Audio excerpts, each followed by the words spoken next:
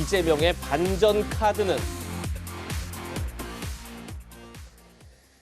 이미 선대위를 구성한 이재명 후보는 지지율이 박스권에 갇힌 그런 모양새인데요. 어제 한국갤럽에서 나온 조사 결과 함께 보시죠. 어제 나온 조사 결과는 이재명 후보 31%, 윤석열 후보 42%, 11%포인트 차이로 오차범위 밖에서 윤석열 후보가 이기는 그런 결과가 나왔습니다. 중요한 건 추세일 텐데 한 달 전 10월 19일부터 22일 조사 당시에 이재명 후보는 34%였는데 31%로 수치가 좀 내려왔습니다. 반면에 윤석열 후보는 31%에서 42%로 수치가 11%포인트 오른 그런 수치가 나왔는데요. 최진봉 교수님, 예. 한 달 사이에 이재명 후보와 윤석열 후보의 지지율이 엇갈렸습니다. 이 추이 어떻게 보면 될까요? 일단 그러니까 뭐 다른 여론조사는 1% 차이로 줄어든 것도 있습니다만 어쨌든 이 여론조사 결과로 말씀을 드려보면 이런 게 있습니다. 일단 그 정권 심판론이라고 하는 기본적인 여론 자체가 아직 작동하고 있는 부분이 분명히 있고요. 그러다 보니까 이제 그 다른 후보를 지지했던 그러니까 컨벤션 효과가 계속되냐 마냐가 논란이 많은데 저는 컨벤션 효과라기보다 그때 다른 후보를 경선 과정에 지지했던 분들이 윤석열 후보 쪽으로 옮겨온 부분이 분명히 있어요. 왜냐하면 정권 심판을 위해 제1야당인 국민의힘 후보를 지지해야 된다라고 하는 여론 자체가 형성되다 보니까 일정 부분 윤석열 후보 쪽으로 결집이 됐다고 저는 봅니다. 이제 그런 부분들이 작동을 해서 지지율의 상승이 있었다고 보여지고 또 하나는 이제 민주당 같은 경우에는 이재명 후보가 얘기했습니다만 긴박감이나 김민성이 좀 떨어진다고 얘기했잖아요. 그런 부분들에서 국민들한테 별로 와닿지 않는 것 같아요. 그러니까 후보는 열심히 하고 있는데 선대위가 제대로 작동이 안 되고 운영이 안 되다 보니까 결국 컨트롤 타워가 상실이 됐고 그러다 보니 이재명 후보가 열심히 하는 부분들이 반영되거나 국민에게 어필되는 부분이 좀 제한적이지 않았나 이제 그런 부분들이 결국은 영향을 미쳤던 것 같고 이제 마지막으로 대장동 이슈가 완전히 지금 해결이 안 된 상태에서 수사가 계속 진행되고 있으니 이 부분도 사실은 이제 여론조사 결과에 일정 부분 영향을 미친 가능성이 있다 이렇게 보여집니다. 네. 그런데 오늘 새벽 이재명 후보가 자신의 SNS에 이런 글을 올렸습니다.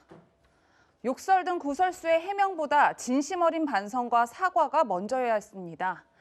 대장동 의혹과 관련해 부당 이득에 대한 국민의 허탈한 마음을 읽는 데 부족했습니다. 죄송합니다. 깊이 사과드립니다. 이런 글을 올렸는데요. 하 기자, 사실 이재명 후보가 그동안 모든 의혹에 대해 굉장히 강하게 부인을 해왔는데 오늘은 좀 몸을 낮추고 사과를 하는 모습이에요. 아무래도 좀 정체된 지지율과 무관하지 않다. 저희가 이렇게 해석할 수 있을까요? 그렇죠. 당연히 정체된 지지율하고 상관이 있는 거고 또 하나는 사실은 이제 최근 한 달 사이에 사실은 이재명 후보가 1위를 하다가 2위로 이제 골든 클래스가 이루어진 다음에 지금 현재 그게 유지가 되고 있는 상태거든요. 그러니까 그거를 좀 많이 하고자 한 것 같은데 제가 보기에는 어쨌든 이재명 후보가 형수 욕설 그리고 대장동 의혹과 관련해서 사과를 한 건 아주 저는 잘했다라고 생각을 합니다. 사실은 이낙연 지지자들이 그동안 사실 이재명 지지자로 오지 못하고 경선이 끝났음에도 불구하고 계속적으로 남아있었던 가장 큰 이유가 이거거든요. 그래서 이거는 아주 제가 보기엔 잘했다라는 생각이 들고 다만 이게 그냥 한 번의 말로서 끝나지 않고 제가 보기엔 그냥 페이스북에 한 번 올린 건데 적어도 공식 기자회견을 통해서 진심 어린 사과가 있어야 되고 그리고 또 이제 형수 욕설 같은 경우는 적어도 그게 당사자인 형수 가족들이 그걸 받아들이고 우리 이재명 후보 지지한다라든지 그런 것들이 뒤따르고 그다음에 대장동 그 의혹과 관련해서도 내가 이런 부분이 있다라고 한다면은 뭐 조건 없이 대장동 특검도 받고 하는 그런 행동으로 뒤따를 때 이것이 바로 국민 지지로 이어지지 않을까 그런 생각을 합니다. 네. 방금 보신 것처럼 이재명 후보가 상당히 몸을 낮추는 그런 글을 올렸는데 과연 이것이 지지율 반전에 어떤 모멘텀이 될지 관심이 모아지고 있습니다. 그럼 이재명 후보의 어제 일정을 살펴볼 텐데 어제부터 2박 3일 동안 민생버스를 타고 대전과 충청 지역으로 향했습니다. 그 모습 보고 이야기 이어가겠습니다. 제 아내의 고향, 저의 처가 고향 충청으로 지금 가는 중입니다. 수도권에 있는 공기업들, 공공기관들 한 200 몇십 곳 아직 남아 있습니다. 그다 지방으로 옮기려고 해요. 균형 발전 때문에 아마 대한민국의 성장도 좀 회복되지 않을까 싶습니다. 인물을 비교하면 이재명이 낫긴 한데 민주당 싫다 이런 분들 꽤 있거든요. 네, 그런 분들도 우리가 같이 갈 수 있도록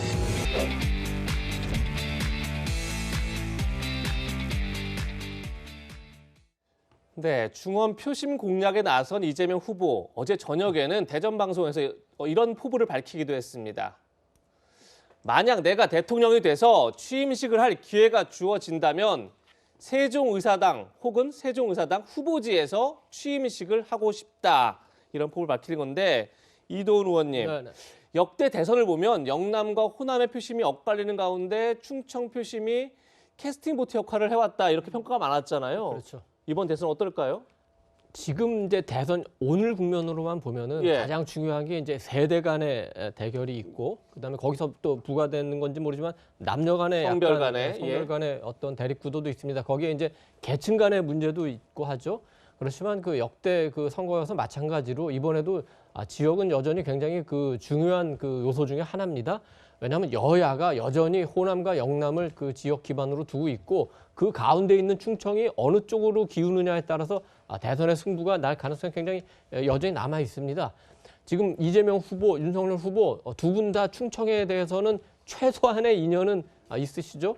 그 이재명 후보는 부인 그 김혜경 씨가 뭐 충북 충주 출신이니까 충청의 사위다 이렇게 얘기하고 역대 선거에서 보면은 충청이 호남과 이렇게 연계돼서 표심이 움직인 적이 있기 때문에 예. 그 부분을 뭐 집중적으로 공략할 것 같고 윤석열 후보는 아버지 윤기중 그 교수가 논산 출신이고 또 그러니까 조선의 집권당이었던 노론에 맞섰던 소론의 창시자 명제 윤중 선생이 그 조상이라고 현지에서는 알려져 있기 때문에 그 부분을 이제 집중 공략하는데 두 분의 충청 공략에서 핵심은 아마 세종시 문제가 될 겁니다. 조금 전에 그 이재명 후보 같은 경우에는 내가 만약에 당선되면은 세종시에서 그 취임식을 하겠다 이렇게 할 정도로 예. 세종시를 부각시키는 거고 반면에 그 윤석열 후보는 김병준 위원장을 그 영입하려는 이유 중에 하나가 세종시를 만들었다고 스스로 자임하는 사람이 김병준 위원장이고 지난 총선에서 직접 출마하기도 세종시에 했습니다. 출마했었죠. 그렇습니다. 예. 양쪽이 그래서 굉장히 충청 지역에 공을 들이고 있는데 실제로 충청 표심이 어느 쪽으로 작용할지는 이제 좀 더 두고 봐야 될 것 같습니다. 네. 이재명 후보와 윤석열 후보 간 경쟁이 본격화되면서 두 후보 간의 확연한 정책 차이도 명확해지고 있습니다. 이재명 후보는 더 주겠다는 데 방점을 둔 반면 윤석열 후보는 덜 걷겠다는 데 중점을 두고 있습니다. 그럼 먼저 이재명 후보의 목소리부터 들어보겠습니다. 세수 전액이 지역 화폐 기본소득으로 지급되는 국토 보유세를 도입하겠습니다. 망국적인 부동산 투기를 막으려면 토지 거래세를 줄이고 0.17%에 불과한 실효 보유세를 1% 선까지 점차 늘려가야 합니다. 극히 일부인 초고가 주택을 제외한 대다수 서민들의 90% 가까운 가구가 순혜택을 보게 됩니다.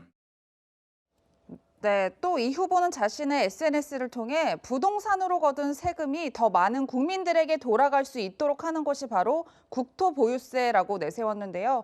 토지를 가진 모든 사람에게 일정 비율의 세금을 매기겠다는 입장입니다.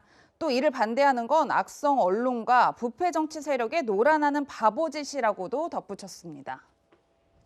네, 결국 이재명 후보는 모든 토지 소유주들에게 보유세를 걷어서 그 재원으로 전 국민에게 기본소득을 나눠주겠다. 지금 이런 입장인데요. 그렇다면 윤석열 후보는 어떤 입장일까요? 이번에는 윤석열 후보의 목소리 들어보시죠. 보유세 부담을 줄이고 양도소득세 세율을 인하하는 등 부동산 세제도 정상화하겠습니다. 종합부동산세 과세 체계를 전반적으로 재검토하겠습니다. 문재인 정권의 소득주도 성장과 부동산 폭등은 재산 약탈입니다. 악성 포퓰리즘은 세금 약탈입니다. 1,000조가 넘는 국가 채무는 미래 약탈입니다. 네, 윤석열 후보는 최근 잇따라 세금 감면 공약을 내놓고 있습니다. 대통령이 되면 종부세 전면 재검토하겠다. 양도소득세 세율도 인하해서 기존 주택의 거래를 활성화하겠다. 이렇게 밝혔고요. 어제는 집값이 오르다 보니까 건보료 폭탄을 지역 가입자들이 폭탄을 맞았다 이러면서 건보료 폭탄 올해가 마지막이 될 것이다. 또 이렇게 얘기를 했습니다. 더 주겠다는 이재명 후보, 더 덜 걷겠다는 윤석열 후보 두 후보의 입장이 명확하게 지금 엇갈리고 있는데요. 최지봉 교수님, 예.